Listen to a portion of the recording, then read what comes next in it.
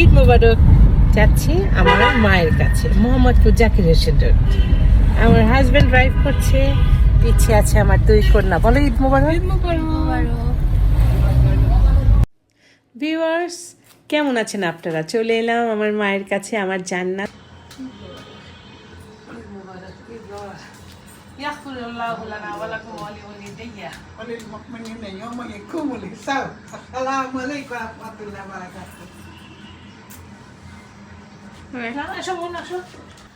তো এই তো আমার সাথে কোলাকুলি হলো, আমার দুই কন্যার সাথে আম্মু মোলাকাত করছে এবং প্রতি সেকেন্ডে আম্মু আমাদের দোয়া শিখাচ্ছে, আমরা শিখছি। আমার আম্মু আমার ইউনিভার্সিটি সব সময় আমাদেরকে খালি শিখায় আর আমরা শেখার চেষ্টা করি।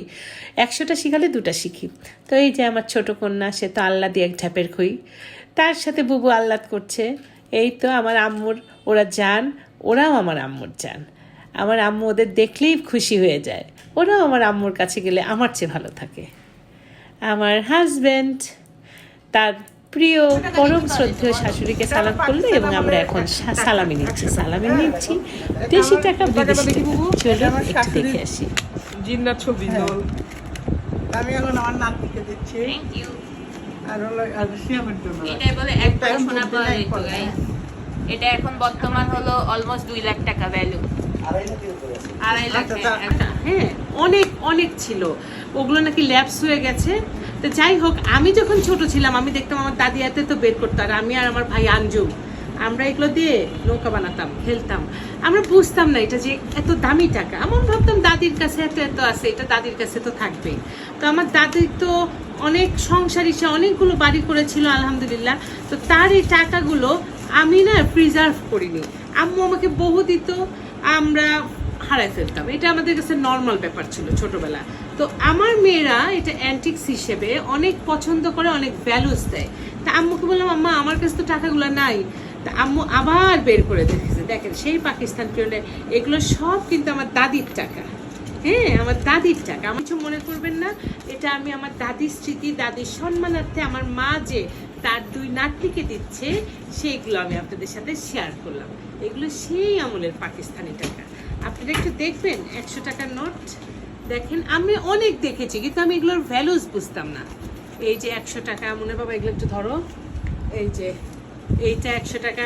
আম্মুর কাছে এখন 3টা আছে, আম্মু আবার আমার ভাইয়ের ছেলেটার জন্য রাখছে, কারণ আম্মু তো খালি 3 মেয়ের বাচ্চাদের দেবে না, ভাইয়ের ছেলে ও এখন ছোট, ওর জন্য আম্মু একটা স্মৃতি হিসেবে রেখে দিচ্ছে।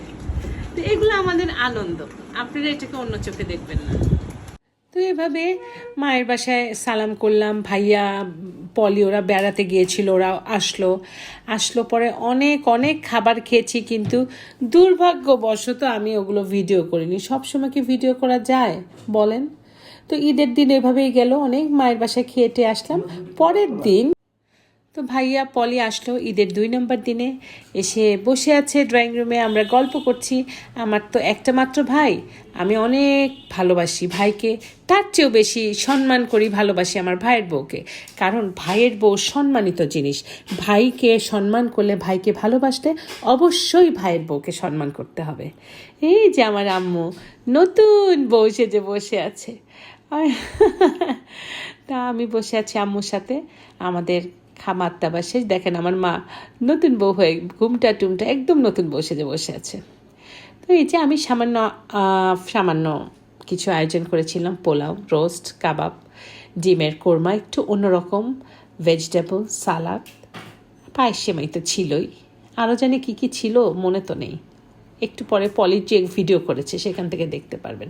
আমি জাস্ট, আপনারা অনেক আগ্রহী থাকেন, আপনারা আমি ব্লগ দিলে কত কিছু সবাই লেখেন, এর জন্য আপনাদের সাথে শেয়ার করছি। পলি এই ভিডিওটা করেছে, বললো আপু আপনি একটু দাঁড়ান, আপনার ছবি তুলি। তো আমি দাঁড়ালাম, আমি গান গাচ্ছি। ও মানে রমজানের ওই রোজার শেষে এলো খুশির ঈদ। তো এই তো রমজানের ঈদের তুলনা নেই, কাজী নজরুলের গান ছাড়া রমজানের ঈদ হয় না।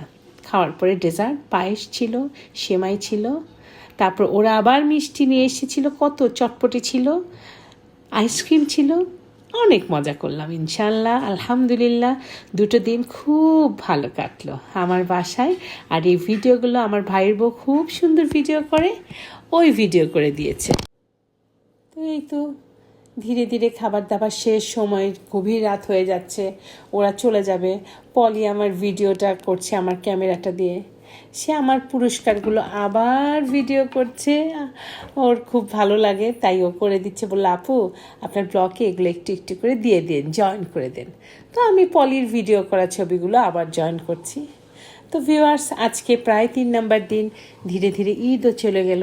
এভাবে আমাদের আবার কাজের দিনগুলো চলে আসছে। অবশ্যই ঈদের খুশি, ঈদের আনন্দ আমরা সেটা সুন্দর স্মৃতি হিসেবে রেখে দিব। আর সুন্দর স্মৃতি তো আমার মিষ্টিস ড্রিমে আমি আপনাদের জন্য রেখে দিই। আবার কর্মব্যস্ত দিন শুরু হবে, আমরা নিশ্চয়ই সবাই আবার পুনরুদ্যমে নতুন কাজের প্রতি চলে যাব। ভালো কাজ করব, সমাজের সেবা করব, মানুষের সাহায্য করব। আর যারা মানুষকে ডিস্টার্ব করেন, আল্লাহ তাদেরকে হেদায়েত করুন। মানুষকে ভালোবাসবেন, মানুষের কাজে সহায়তা করবেন, সুন্দরের সাথে থাকবেন, সুন্দর কাজকে উৎসাহ দিবেন। বেশ খুব ভালো থাকেন সবাই।